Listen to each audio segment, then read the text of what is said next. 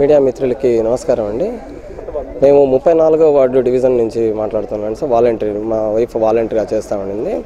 మేము మా corporator, YSRCP corporator వాళ్ళ భర్త ఇద్దరు కలిసి మమ్మల్ని రిజైన్ చేయాల్సిందే, మీరు ఖచ్చితంగా రిజైన్ చేయాలి, ఒకవేళ రిజైన్ చేయకపోయినా మా ప్రభుత్వం వస్తే మేము తీసేస్తామని చెప్పి మా చేత రిజైన్లు చేయించారు.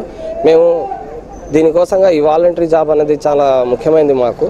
దానికోసంగా మేము మళ్ళీ కోటమిరెడ్డి శ్రీధర్ రెడ్డి గారితో మేము కలవడం జరిగింది.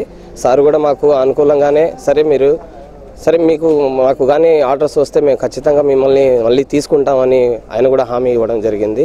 2 రోజుల క్రితం మేము 4th టౌన్ పోలీస్ స్టేషన్గా వెళ్ళి మా వినతి పత్రాన్ని సిఐ గారికి అప్పజేసామండి. మేము అందించాము. వాళ్ళు కూడా సానుకూలంగా బాబు మీకు న్యాయం చేస్తామని వాళ్ళు చెప్పారు. కానీ ఇది వాలంటరీ జాబ్ అనేది 5,000 అనుకుంటారు అందరూ, కానీ 5,000 రూపాయలు చాలా ముఖ్యమైనదండి. ఇది మా హౌస్ రెంట్లకు కానీ ఏదైనా ఇతర మా పిల్లలకి ఏదైనా కావాలంటే వాటికి కానీ చాలా ఉపయోగపడతా ఉండింది. ఇది మేము ఏదో చిన్నపాటి పనులు చేసుకొని వచ్చి ఇది క్లస్టర్లో పోయేసి వాళ్ళ సేవలు అందిస్తూ ఉండాము. మేము 5,000 అందరూ 5,000 కోసం ఎందుకు ఇంత పాకులాడుతున్నారు అనుకుంటున్నారు. కానీ 5,000 మాలాంటి వాళ్ళకి అది చాలా ఎక్కువ అమౌంట్ అండి. అది 5,000 రూపాయలు ఈరోజు ఎవడు ఇచ్చేవాళ్ళు లేడు. వాళ్ళ స్వార్థానికి వాళ్ళ లక్షల రూపాయలు, కోట్ల రూపాయలు వాళ్ళు కాజేసి అసలు ఇక్కడ ఊర్లో కూడా లేకుండా మాకు సమాధానం కూడా చెప్పకుండా వెళ్ళిపోయారు.